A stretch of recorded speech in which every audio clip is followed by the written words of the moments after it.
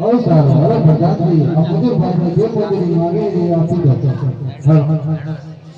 બધો આનો ગરીજી હોય કેટલી મજૂરી ઓની કહો તમે કહો કે નથી એવો મજૂરી તો નહીં લેવી હા ભરી ના છે પણ અમારા વડાજી ખાવા ભાઈ હા